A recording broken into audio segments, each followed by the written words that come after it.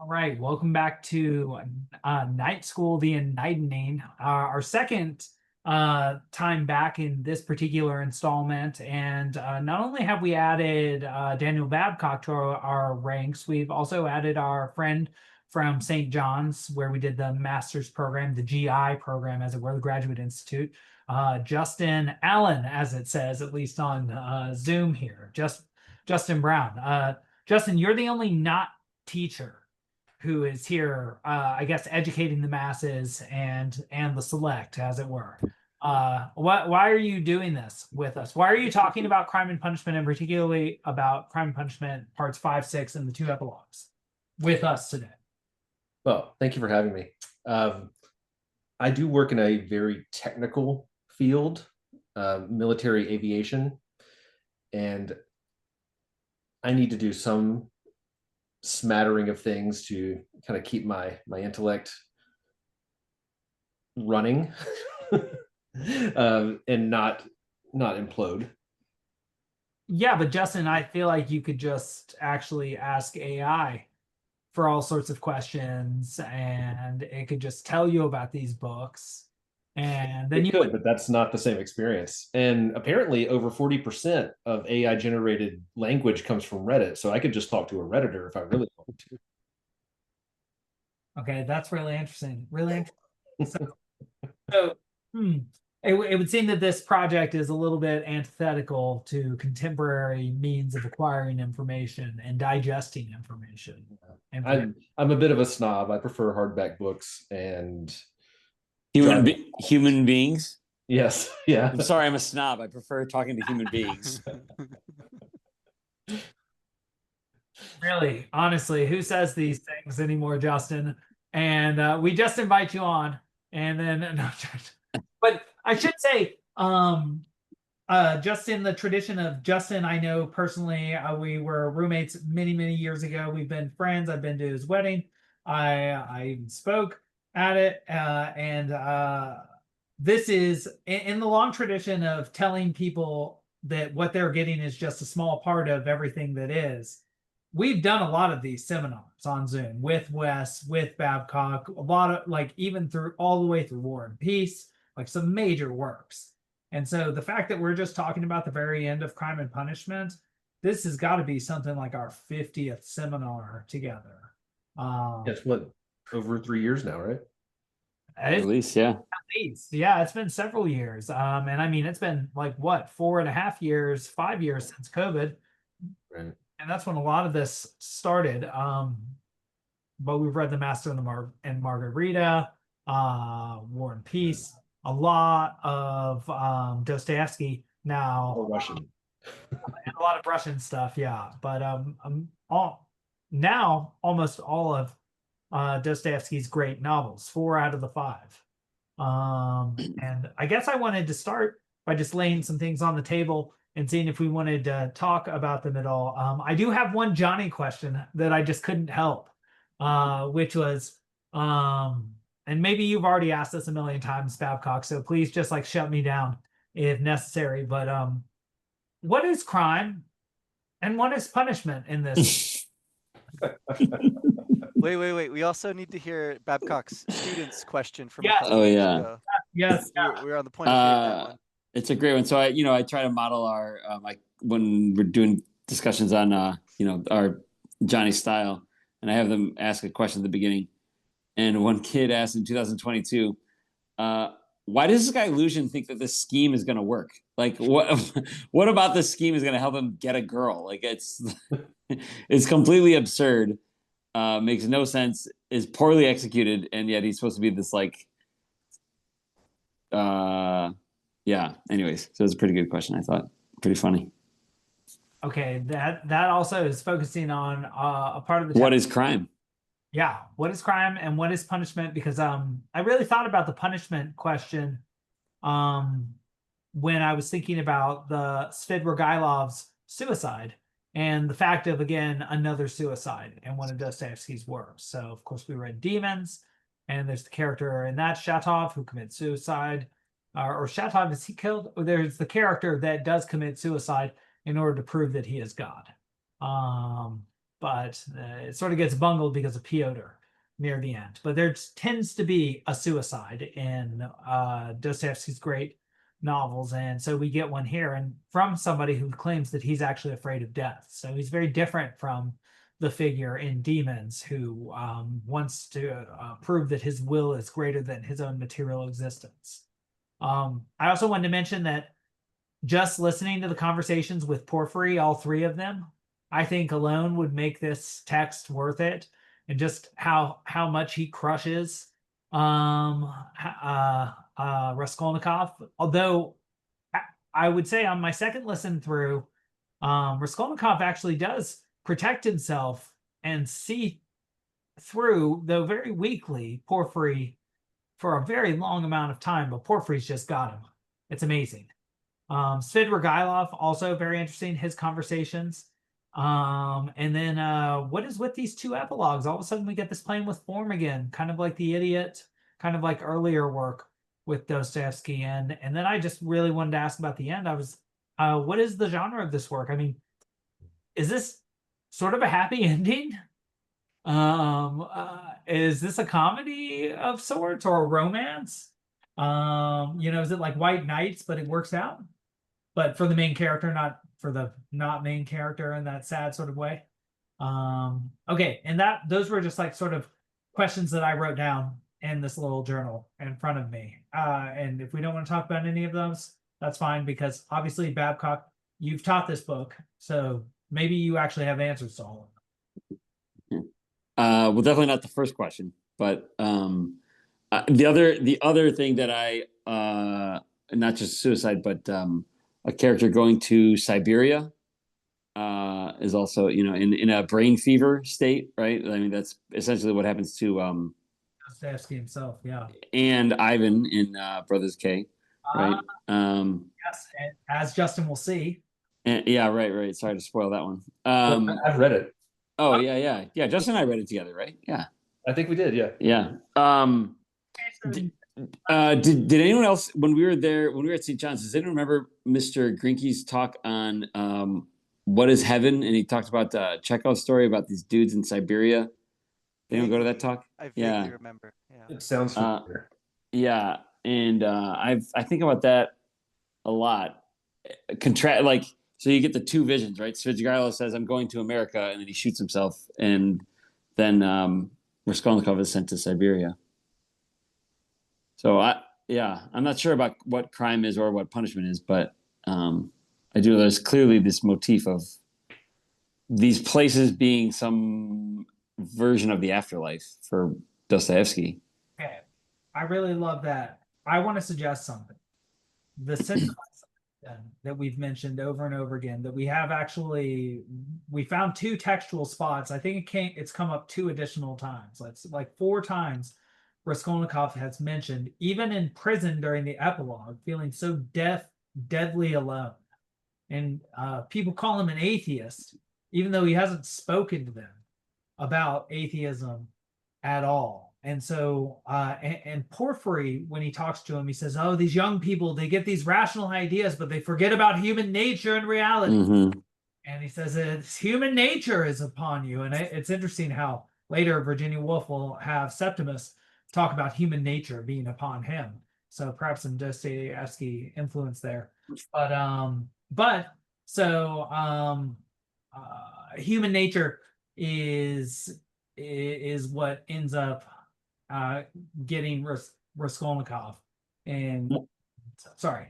No, it's okay. It's just the other thing that you're making me think about is I think this is actually in the earlier part of the book when he's talking with Porphyry or they're debating. Maybe it's when they're debating with is it Lebezyatnikov? Is that the dude who the socialist guy? He's the one who beat up Marmeladov's wife, and then he's the one who he says he saw Illusion kind of do the little scheme. Anyways, there's this political conversation going on where they talk about this socialist movement that's going to liberate everybody, and the argument against is the notion of the lived soul. Like you can't try to come up with a political solution to societal problems, because people need to struggle through things in order to, I don't know, become who they are. I'm not really sure. And then I don't know how that fits into this notion as you're asking about, like, of crime and punishment. If it's like a problem that we're fated to struggle against, but it is one that we have to struggle against in order to become who we are supposed to be. I don't know. I don't know if that's making much sense, but Well, yeah, I take the punishment piece to be ennobling for Raskolnikov insofar as he is not living up to, if you want to put it like, his standard of the extraordinary world historical figure, the Napoleon, um, who, in his theory wouldn't suffer. In fact, he's proven something that he wasn't setting out to prove, but it's proving to be a good outcome for him in, like, the wider sense.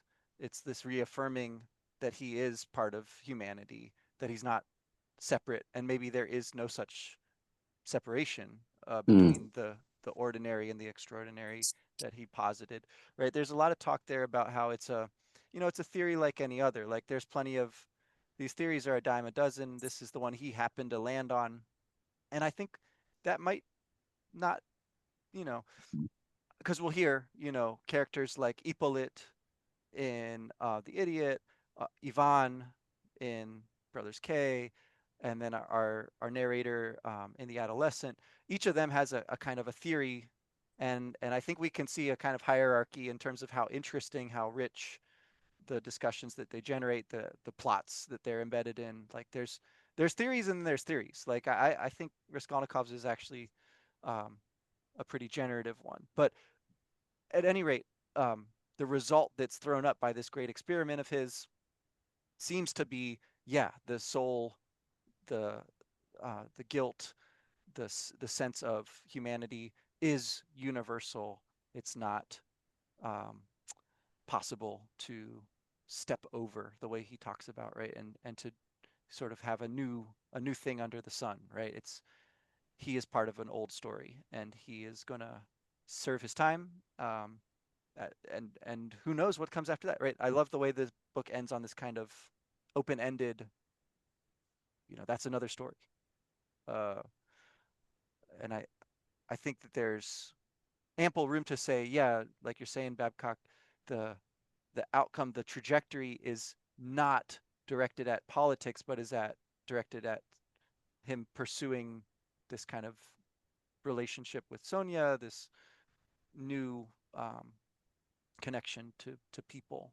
That it's not like, it's not certain, but it seems likely that that's the way he's going to continue.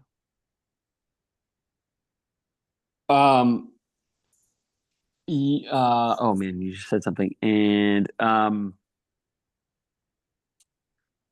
but his theory is right in history.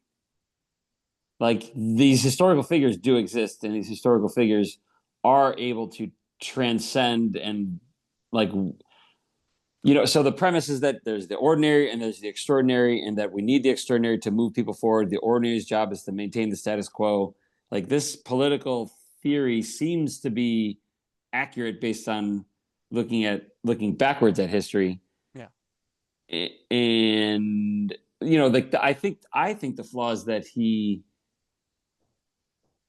thinks that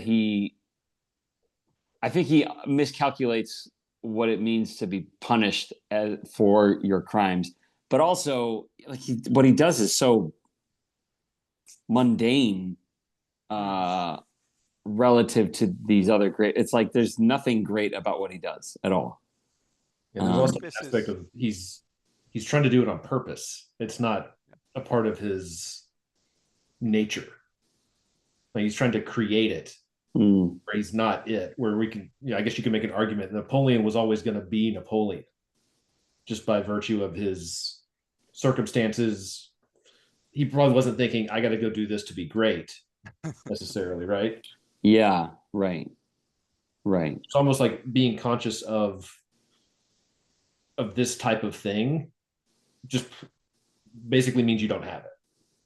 But so I agree with that. Isn't part of the problem with Raskolnikov the same problem that say Fyodor and the socialists have in Demons, that they have a rationalist system, but they don't account for the irrational aspects of existence, like human nature and reality. So like the fact that Raskolnikov as like this intellectual cannot stand this crime that he's committed. Like it has this outstanding moral weight for him that only Porphyry seems to understand. And Porphyry says, I get it. I get it. And he's like, I actually know it's driving you crazy. That's why I let you go around town. And you just keep revealing everything I want to see. Why should I lock you up? No reason to lock you up. You'll come to me. You're so entertaining. You're so entertaining when you're free. It's like, and you think I just look in your rooms? That's the first thing I did. It wasn't me or official, but yes, it was done down to the last detail. Of course, of course. And it's like I was the first one to think it was you, actually, and it was just a coincidence by that matter. But let you off the hook. You know, I would have done that if I'd brought you in, actually. And so I know you're hurting. But so I want to say something about sort of like the so I've posited that this is like the socialists, that they miss the human element, but I want to suggest that there's something weird about Porphyry and his pro-social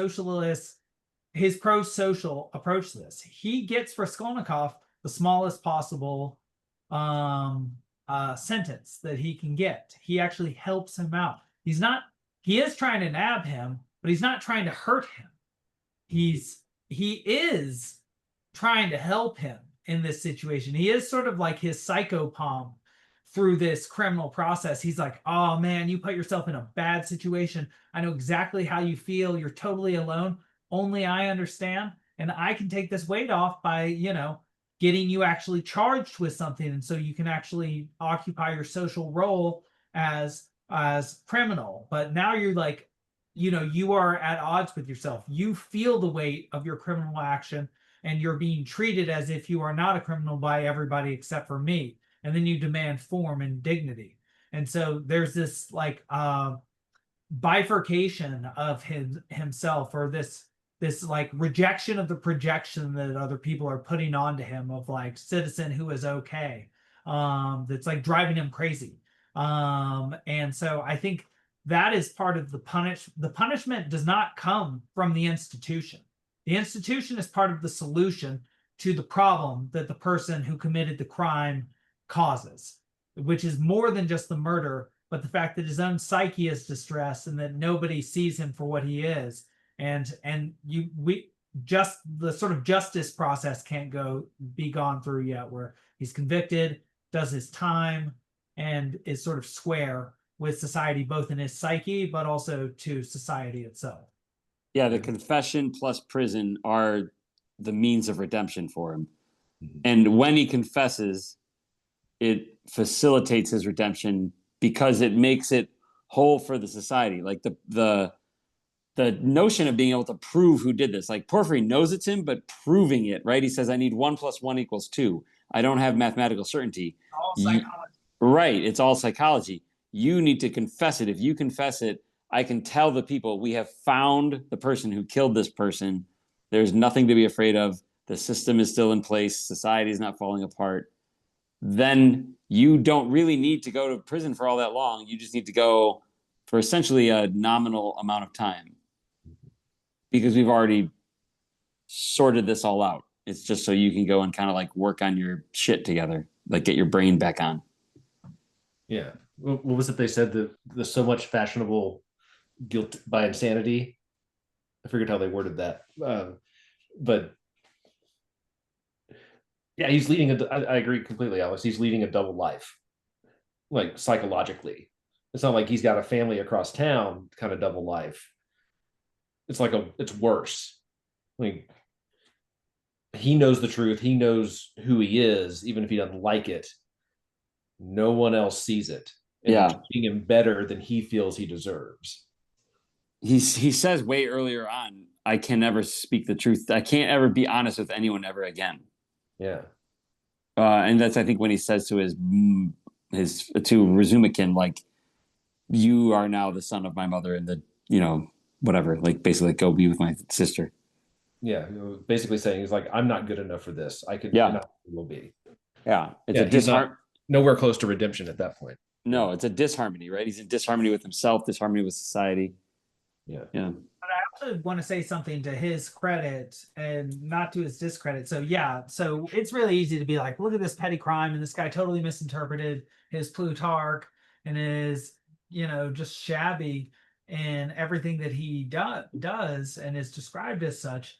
But when you read the Plutarch life of Caesar or Alexander, it focuses on sort of the heroism of these characters. Not always. Some of their petty flaws, like being a drunk in Alexander and Alcibiades' case, but these later commentators could not possibly have known the psychological state that was concomitant with going to battle for the first time, or being taken as prisoner by a slaving ship, or or facing insurmountable odds.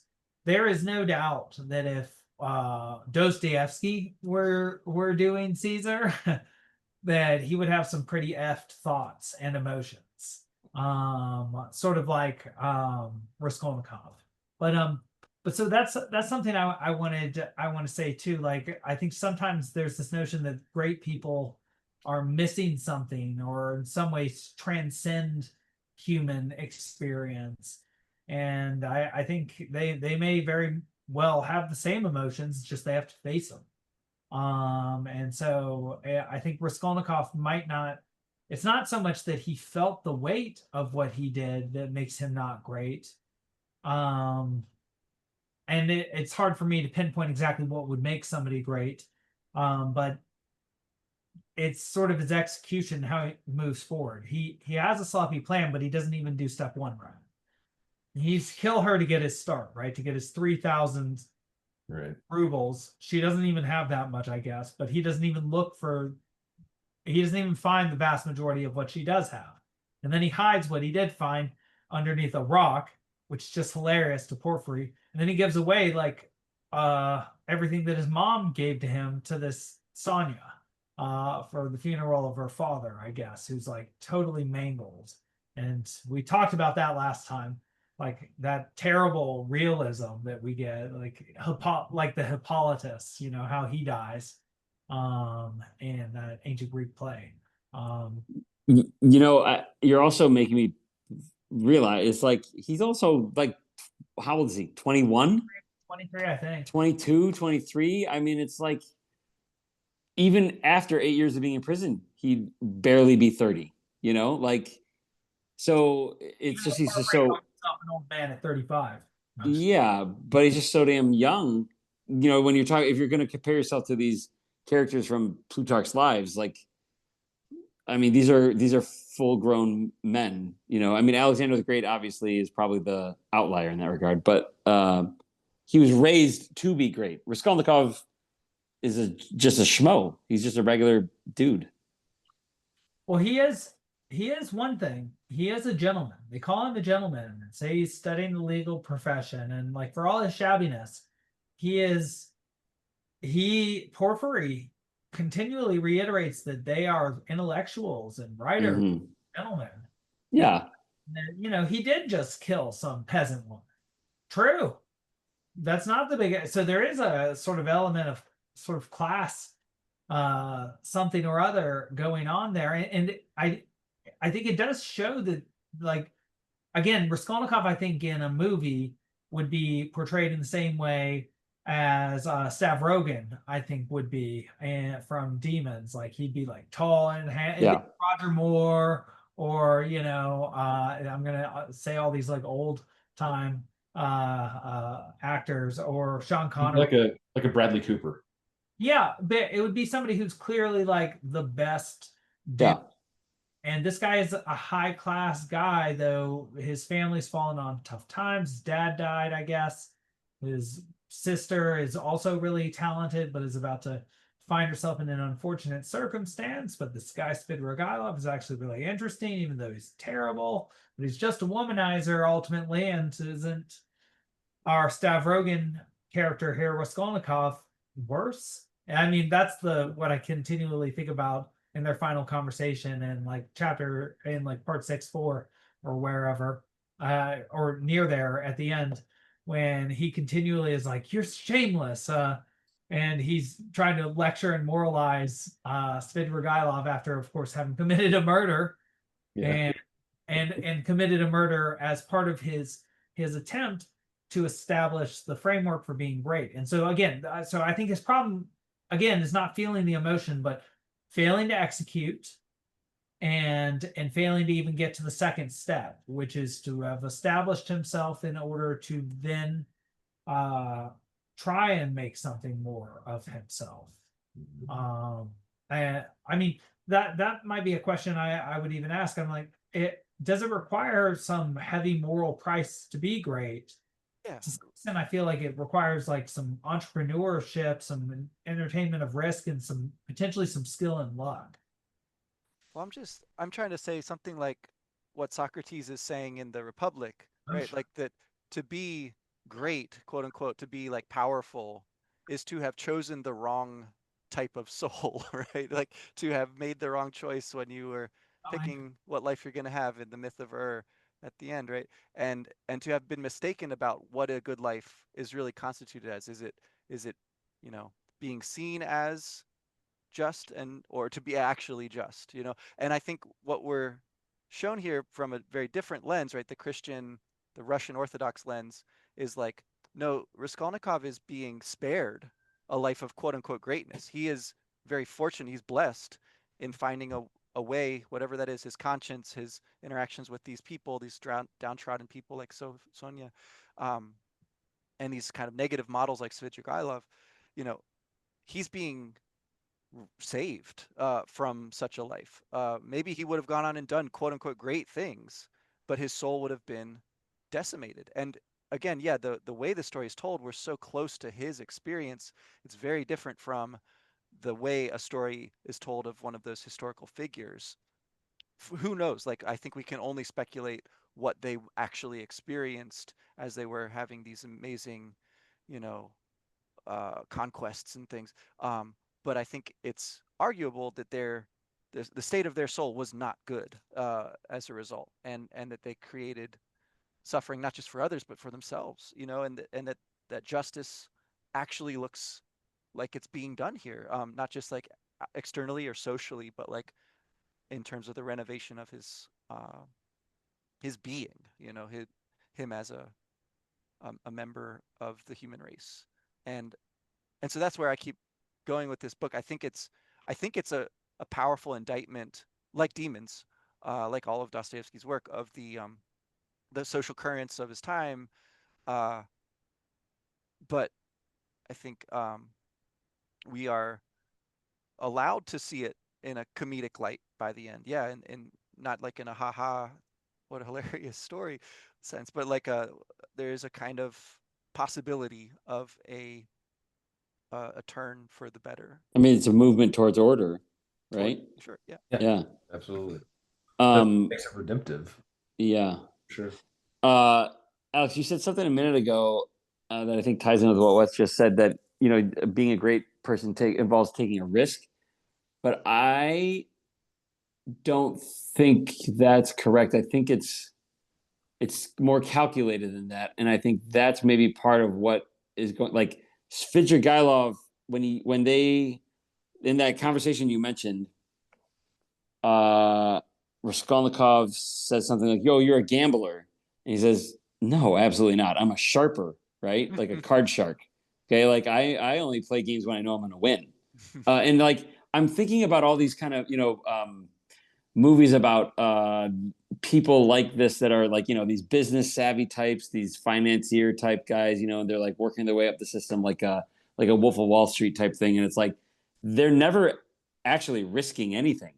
If they're risking anything, it's someone else's money, not their own money, right? Like the scheme they're setting up is so that they can never lose. And yeah, I think that is. I think Wes, you're onto something with this notion that it's that Svidrigailov clearly does not have guilt until the very end, right? He like has this dream which by the way is a very Ophelia dream, right? It's like this girl with all the flowers and the water. Like when I teach this book, I teach it the same time as Hamlet, and it's like the very first year I taught it, it just randomly aligned where that dream was right. Like the next day, we read the scene with Ophelia, where or at Ophelia's death scene essentially. Oh wow. So yeah, I think you're right about that, Wes, that it's the depiction of like what we consider, the youthful version of I want to be great is not actually the correct version of what a good life is. There's a little side note. One of my favorite lines, it's hilarious. Svidrigailov, he cracks me up. He so Raskolnikov was mocking him and castigating him for being he says depraved. You mean, do I find anything bad in depravity? And Svidrigailov says, depravity? We'll listen to that. However, for the sake of order, I'll answer you first about women in general. I'm inclined to be talkative. Tell me, why should I restrain myself? Why should I give up women? I'm so fond of them. At least it's an occupation. That sentence at the very beginning, I think, is very revealing. He's like, well, look at you, but for the sake of order, Yeah. But at least I got a hobby. I don't know. What do you want me to say? Yeah, I'm not sitting around in my room by myself. Yeah, exactly. But so I want to say that I think the greatness, and this is particularly to Raskolnikov's point on his idea of the relationship of crime to greatness, relates to some risk having to be taken because of the extraordinariness of the action. So my source text, of course, is the Iliad. It's I think book 4, maybe book 3, when Agamemnon is going around the Achaean camp and he exhorts Diomedes to get closer to the front and calls him a coward, nothing like his father. And Sthenelus, his second in command, starts to chirp back to Agamemnon, and Diomedes says, hold your tongue, because his name is attached to the honor or dishonor of this campaign. Even though it is for Menelaus ostensibly and Helen of Troy, everybody knows that Agamemnon's leading the Achaeans. And so if they lose, it'll be to his eternal dishonor. And I think that is like the sort of idea that Raskolnikov has in his head. Though I do agree with you that like 99.9% of people that at least you're thinking about, particularly in finance, are using other people's assets, are risking other people's assets. But Raskolnikov is not trying to make a bunch of money. He needs some money so that he can be great, but that is just step one of his plan. And so I think he perceives, and this goes to the next question I really wanted to ask, which is, what is crime? So I think we've done a good job of exploring punishment and the relationship of punishment and renovation and restoration to society, and like sort of closing the loop of the violence that's done to the sort of orderedness of society. And sort of a religious and a justice system, social fabric sort of way. So then what is crime? First and foremost, like a psychological thing that one does, and that's why there's sort of a religious system and a justice system that's around it? Or is it just like a social construct? So like, for example, like, do you need private property first and foremost, like a liberal theorist like John Locke? And then, you can steal from somebody or harm their property, or, keep them from acquiring more property or something. Or is crime like more like Cain and Abel, or like Adam and Eve? Like there's like, it offends. All right. So yeah. So like, I guess I should say, are there three, is there like a sociological / political reason, a sort of theological, like does it defend God, or is it psychological? Does it defend you? And therefore there are like religious and justice systems that come around in order to extort a confession from you in order to sort of restore you into your place in society. Or something else. You're asking if it's either or? I mean, I think there's pretty good arguments for, both being the case, maybe just different degrees. I like the idea, at least for this book, of it being more psychological, spiritual. And yeah, which one comes first, I guess, is my real question. Like, does Okay. that come first? And then so now we have the stories like the Bible, and we also have like sort of a legal code, because that's how a human is. If they do something like that, there need to be some sort of consequences. I'm inclined to say the psychological, spiritual comes first, because that is human and it's the human experience. We build systems for ourselves, and even if something is not against religious law, it could be against a psychological law, if that's such a thing. But then we have things like, don't cross the street out of a crosswalk. That's not spiritual or necessarily psychological, but it is a part of the greater scheme of right and wrong. We all know that crosswalks are for where you go to confess when you have. Right. That's all you're allowed to do. No, that's the crossroads. Oh, sorry, the crossroads. Yeah. No, I was gonna say your point about private property made me think about the weird scene, which we get maybe a couple times reported, about how Svidrigailov is listening to Raskolnikov and Sonia. Yeah, he's next door, right? He's like at the door, like this, Yeah. and then it's like, whoa! But we're also sort of like eavesdropping on this entire book, and so then you're like uncomfortably in the position of Svidrigailov with respect to the inner thoughts of these characters.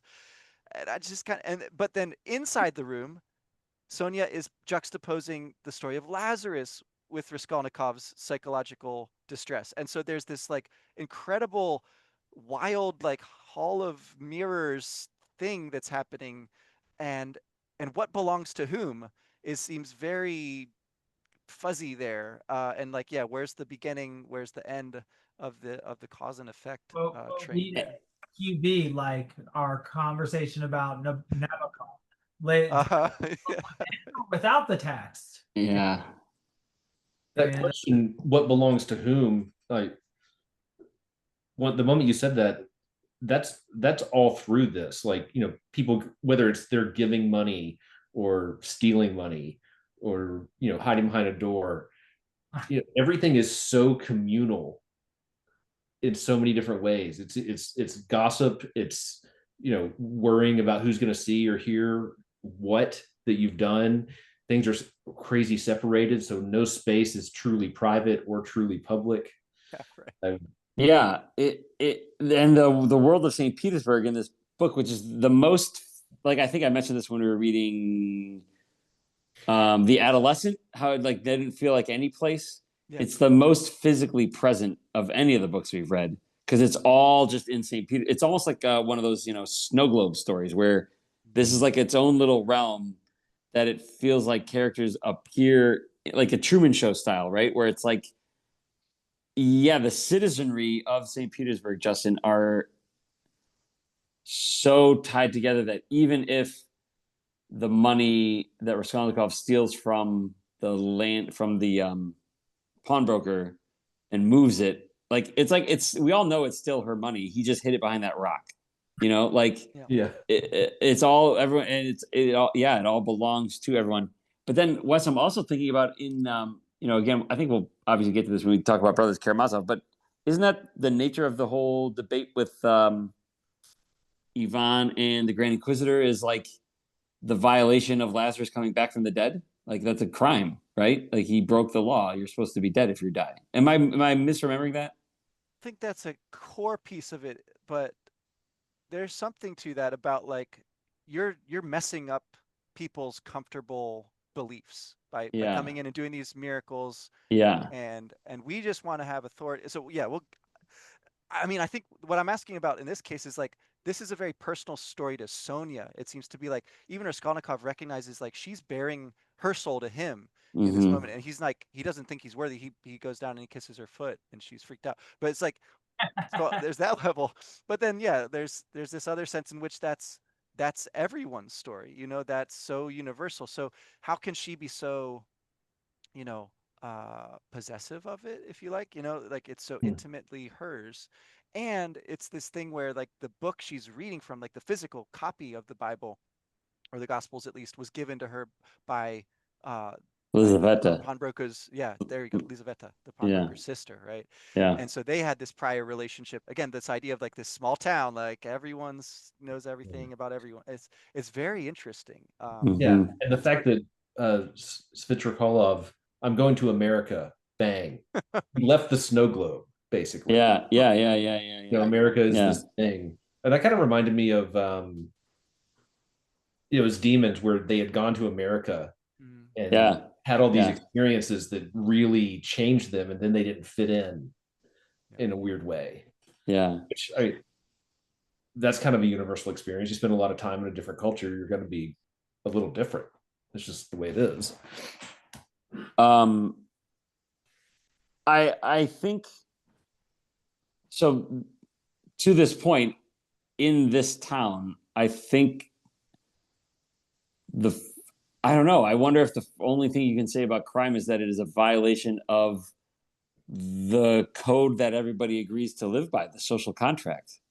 It's disorder. Yeah, and not like, I would also argue that there's violation. Like we want to go into Thomistic philosophy or theology. Like there is also the violation of God's law. Like killing another person is a violation of that law.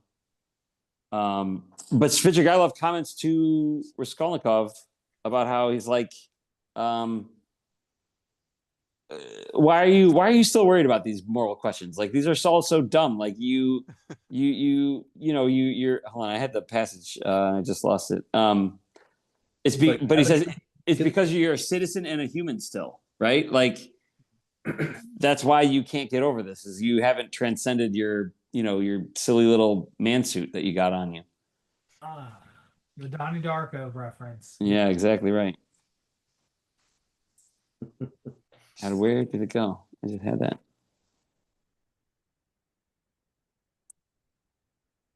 Well, I can't find it, but Well, I think again, Svidrigailov, to some extent, talking about crime, if there is a crime that he here it is. his crime against human nature is to, like a hedonist or Epicurean, replace God with lust.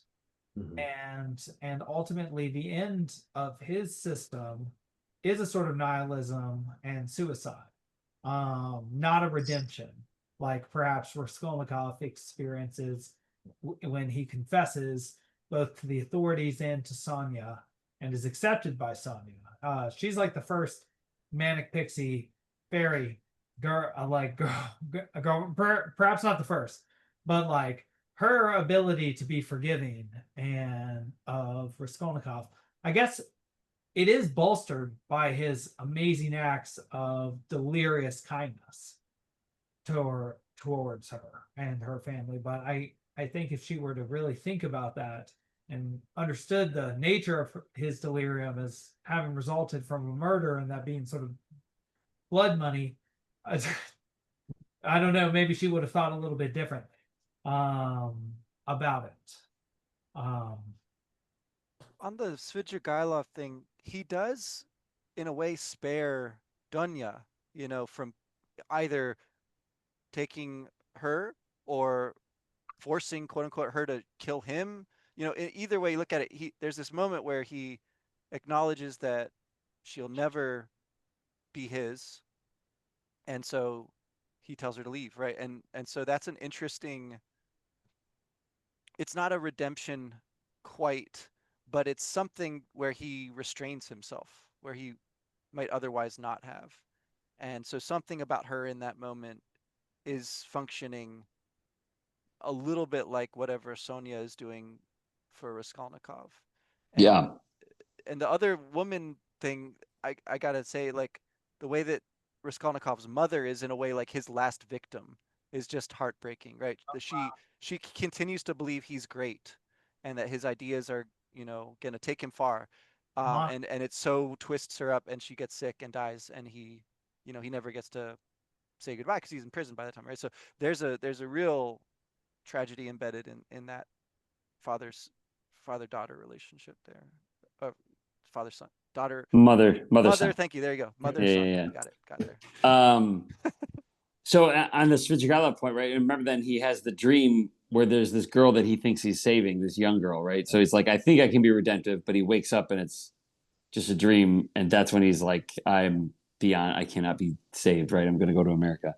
But I think I agree with you. I think it's like a, you know what it makes me think about is that Flannery O'Connor story, Good Man is Hard to Find, right? It's like at the last moment, she has this moment of grace, but it, as he points out, it's like if you need a gun pointed at you every minute of your life, you're not a great person. Yeah.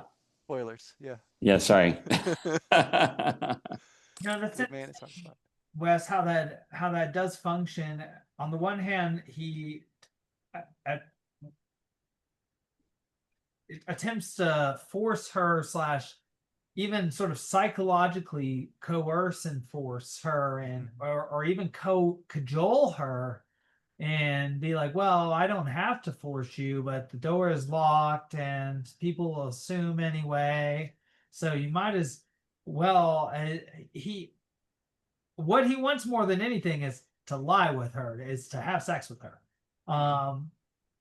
And then, yeah, he has this moment of sort of like St. Peter-ish, like restraint. But then the thing towards which he worked gets away. He doesn't get what he ultimately wanted, and he commits suicide instead. And so is that because that's not because of redemption, but that might be at least because of recognition. So perhaps he has some sort of recognition rather than redemption. But I would say that that's still Dostoevsky commenting on the sort of or the consequences of his Epicurean line of living. Yeah. Godless living has practical ill effects. Like Alex, I would argue that he's probably, in Purgatorio, when the pilgrim and Virgil are up the 3 steps and about to enter the gate, and St. Peter says something like, essentially like Lot's wife, like if you look back, you're going to end up right back outside if you're not quite ready. Like, God said, be more lenient to let people in because they're going to get kicked out if they're not ready.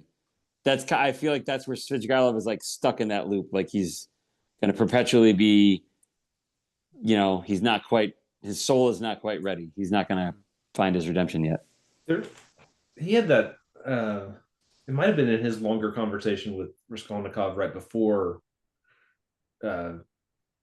his recognition moment, I guess we'll say, where he's being called a braggart, and he's kind of going, oh, well, I can do this, it's like the women don't like to say so, but they kind of know, like he's really on his high horse. Yeah, he's Dennis from It's Always Sunny.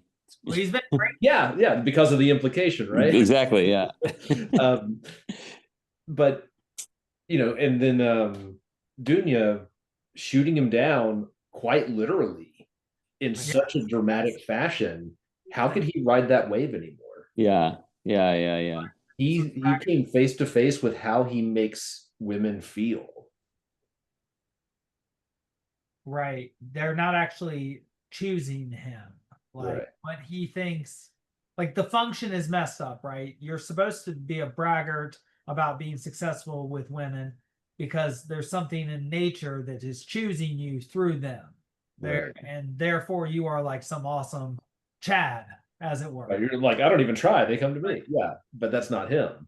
Yeah. But this twisted, rich, like guy who's more like one of those hypergamy creeps, right? Who like, he's like, okay, look, I'm a baller. Therefore, he would be the kind of guy that used like Rufinol, like in modern day.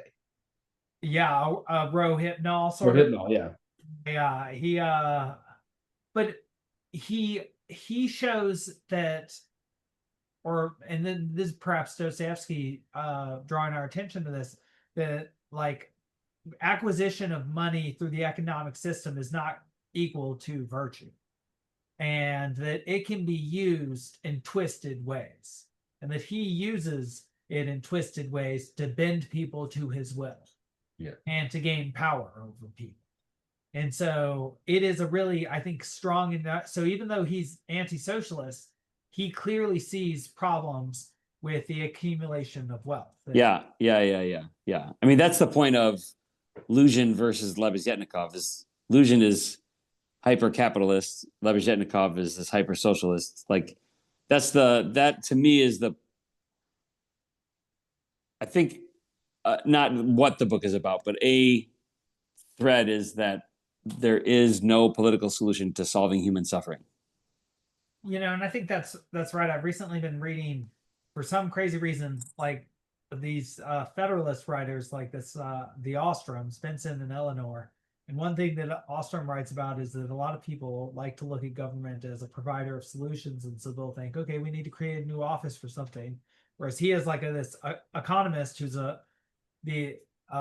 there are these political scientists who use economic methods. He's like, really, a lot of these things can be solved with like an email or a conference call. It's like, he's like, that's, you're supposed to be a bunch of people looking for solutions. That's the thing, like, that you can't just create that.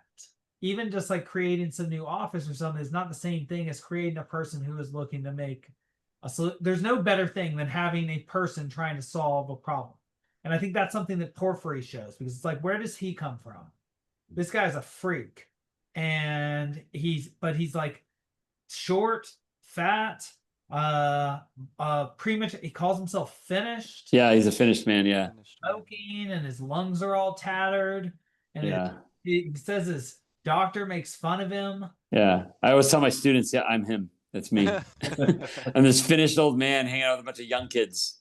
Like he goes to all the young kids' parties. He's got all these witticisms and stories about being a cop, like he messes with them. Yeah. So smart. Yeah. But he, where does he come from? And so yeah, I think that, well, I want to say that I'm glad that we did at least hit on something that you think is essential about this text, Babcock. And I think we're getting to where we probably have to give our final thoughts. But I guess and again, just skip this question if it's lame, but what is the genre of this text? Is it a comedy? Is it a romance? And, are those epilogues? I think they're obviously part of the story, right? They're called epilogues, but you have to read them. Yeah. Right? This, in some ways, I wouldn't put them side by side, but a lot of this book reminded me of Red and the Black, the Stendhal book. Some in very obvious ways, and they both ended on this weird kind of like, is this absurdity? Like, the same question pops up: what genre is this? And if I were to answer, I would say this is an adventure tale. Cool. I wouldn't say it's a comedy or tragedy necessarily. It's a psychological adventure. Qualifier is important. Yeah, it's like a kind of, it's not like systematic or not in a recognizably scientific way, but it is a psychological study of some kind. Sure, and I think adventure is a good word for it. Yeah, because like there's intrigue, there's character relationships, and kind of mysteries about them, and yeah, and then, but ultimately the picture that I get by the end, in the epilogues too, is like you don't get this realization and it's like done forever. There's still continual ups and downs, and it's like that would take a whole other book to try to start to unfold for this one person, to let alone like all the other characters, what their adventure, their journey. I was very well before we read it, and this was my first time reading it. I didn't expect all the little subplots to be such a big part of the story. Like, okay, it's a novel. There's going to be other things going on aside from the main plot. But there were several times I forgot that a crime had been committed. Basically, you get wrapped up in whatever the particular dynamic is in the moment. And sometimes you feel like you're reading a bit of a romance or a bit of a tragedy or a bit of a comedy. And I think that would, that puts it on that realm of brilliance. It starts out with this brutal murder and you're following this guy that's breaking down psychologically, and then you forget about it because everything else is so interesting and poignant. I mean, like the Katerina party death scene, right, is an example of like, what does that have to do with Right. that's a whole separate story that he just brilliantly weaved into the rest of the narrative, right? Yeah, and the dream sequences. Yeah. Like the one with the little girl was shocking. Yeah. This is an interesting question. What genre? Like, Hamlet is a tragedy, but it also ends with the kingdom returning to Fortinbras's hands, and he's going to restore order to this chaotic scene that he sees before him. But it's also recursive, right? It ends by Horatio telling the story of that we had just seen. And so I don't know, that's kind of echoing in my head here, because this story ends with Raskolnikov going to Siberia, but he has this vision. The final dream is essentially that, like, his idea is a disease that's going to spread across the world and people are just going to start killing each other for no reason, which they probably have been doing since the beginning of time. And it doesn't aim at a human level, species global level ordered system. I feel like it's tending towards disorder. So that would, I guess, make it like it's a comedy or a redemption for him, but not real optimistic for people. What's that line? What's that line about? Like, I like individuals, but not people, or something like that. I don't know. No, I forget. How did it go? Well, I think usually it's reversed, right? It's like, I love humanity, but I hate people. Yeah, there you go. That's it. But Yeah, you yeah, flipped yeah. it around, which is a much better formulation. Yeah, I like people, but I hate humanity, right? I feel like that's, or at least I'm a pessimist. I am optimistic about individual people, but I'm pessimistic about people in general. Okay. Yeah. Okay. I hear that, but if I'm looking at the very last couple lines specifically, he did not even know that a new life would not be given him for nothing, but it still had to be dearly bought, to be paid for with a great future deed, ... But here begins a new account, the account of a man's gradual renewal, the account of his gradual regeneration, his gradual transition from one world to another, his acquaintance with a new, hitherto completely unknown reality.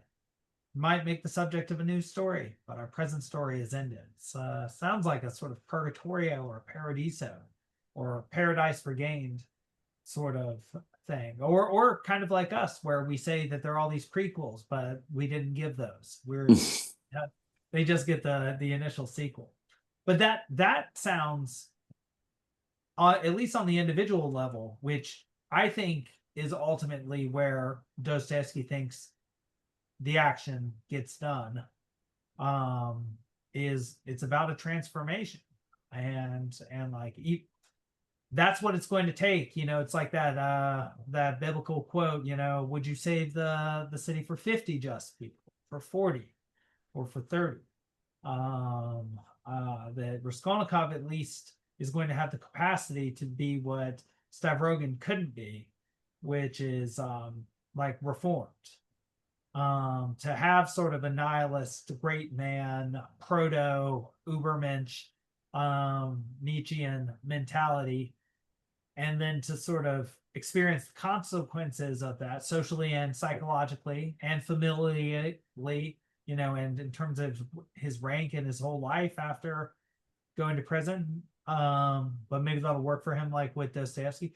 But he reforms. This is making me, okay, I hate asking these sorts of questions when we're just about to finish, but is he Dostoevsky? Babcock, you've probably asked this question, or you hate this question, in the same way that Stephen Dedalus is James Joyce. I mean, he goes to prison in Siberia. He has this like, I mean, clearly there's overlaps, right? But I mean, there's a simple answer in that Dostoevsky is every character in the book, right? Like the author who writes the work is. Yeah. So, agree. But the fact that he does this thing that Stavrogan can't. He transforms. yeah, sure. Sure, but I think that there's a version of Dostoevsky that doesn't feel like he can reform, and that's Stavrogan, and that's Fitzgerald. Like, yeah, yes is the easy answer and the short answer, but I think not in a postmodern death of the author way, but I think more like this work is the work of is true artistic genius, and it reflects an individual who is like contemplating some of the deep, like he is contemplating what crime is, he's contemplating what punishment is, he's contemplating what justice is, what redemption, like all these questions, and he's using the characters to explore those avenues. Seemingly feeling it too. Yeah. I mean, like you said, he creates the world, but he creates the motivational structures and the weird, like we've been saying, it's very highly social.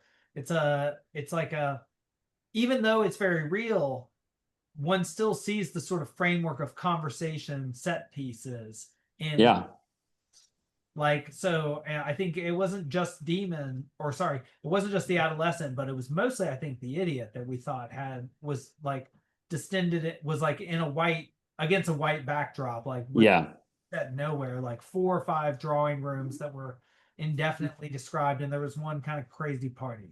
Yeah, I was gonna talk, just briefly, is like he's in Petersburg for a minute, and then he goes to this like kind of country estate, but there's no real topos. There's no place in any of it. This book is in a very specific place. I mean, he describes streets. He describes what the vistas look like. He describes what his apartment looks like. Like, it's very concrete. Yeah, and so even more proto-Joycean in that way. Yeah. But I do agree with your hesitation here in making these wild assessments, because we do still, of course, have the book that is often considered the greatest of his oeuvre, the Brothers Karamazov, to get into. And so, gentlemen, I think we have done a good job of talking about the last 2 books.